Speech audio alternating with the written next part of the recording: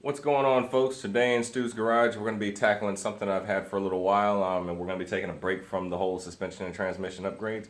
We're going to be installing these S197 Mustang GT hood vents and a custom set of headlights that I built behind you. So let's take a look at that real quick. So if you watch regularly, you've seen the process of me building these custom retrofit headlights, but something I've been keeping to myself until now is the halo air intakes, and these have basically I made these from scratch, so that's how that's gonna look on the car. I'm pretty excited how they turned out, so let's go ahead and get to it. Alright, so I've got the hood vents placed about where I want them. I kind of want them to sit as far back as possible. So now that they're here, we're going to take a look underneath the hood, make sure there's not going to be any interference. And the way we're going to cut these holes is we're going to use this template that I actually created out of cardboard. So basically what I did is I flipped over the hood vent, I traced around the outside, and then I just kind of eyeballed the distance of this little edge here and made myself a cutout on the inside. And so this hood vent, well, not this one, but this hood vent right here actually fits perfectly inside this template.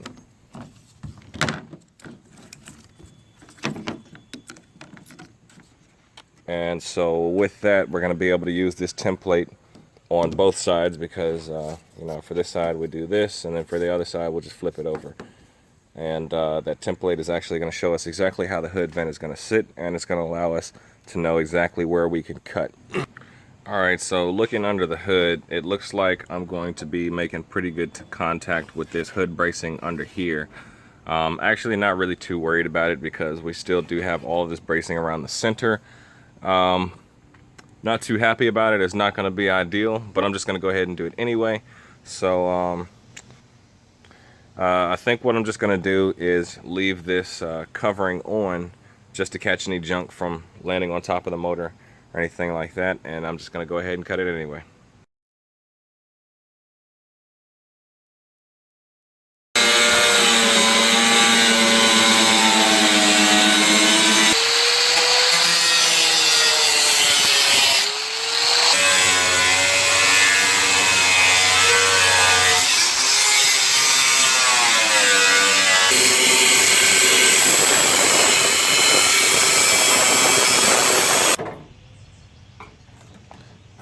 Bad over here because the sunlight is over here, so let's go over here. Oh, surprise, surprise.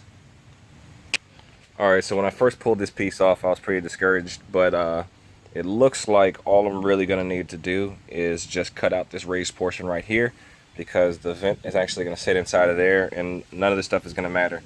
This piece right here is actually the piece that covers underneath the hood, the heat shielding that keeps the hood from getting blistered from heat. So we're going to lift the hood up and we're going to cut this piece out.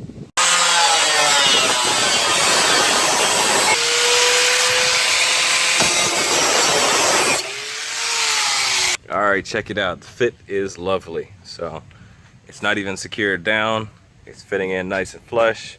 And then that's how it's going to look from underneath. So now I just need to clean up my burrs and do the same thing on the other side. Alright, as always, when you have exposed metal, you want to make sure you seal it closed. Some people use paint. I like to use silicone on the painted areas, and what I'm basically going to do is going to slather this on the any exposed metal that I see.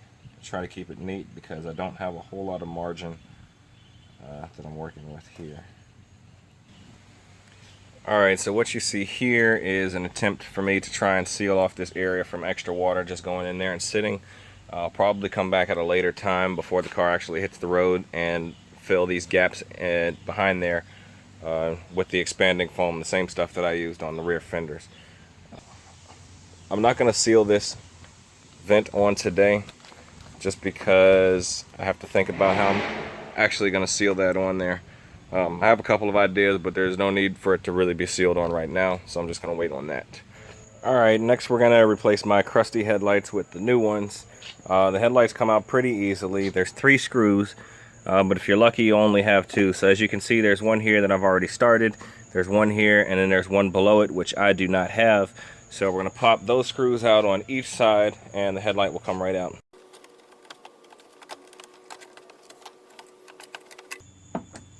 Alright, you want to be very careful of this headlight gasket piece right here. These things get damaged and it kind of looks stupid without it, so just be careful. Alright, so this whole bracket assembly is going to come out with your headlight. The next thing you're going to want to do is pop these little brackets off with a flathead screwdriver and pull these screws out, because these screws probably don't come with your next headlight and you need those in order to mount it and level it properly.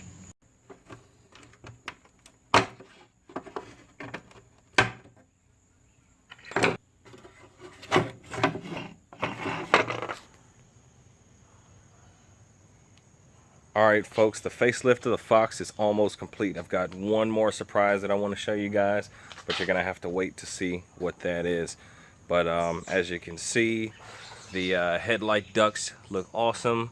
I can't turn them on just yet because there's some wiring stuff that I got to figure out. I tried to connect them to the parking light circuit and it just didn't work. So I'm going to have to pull out the multimeter and do some technical stuff and figure out what's going on there.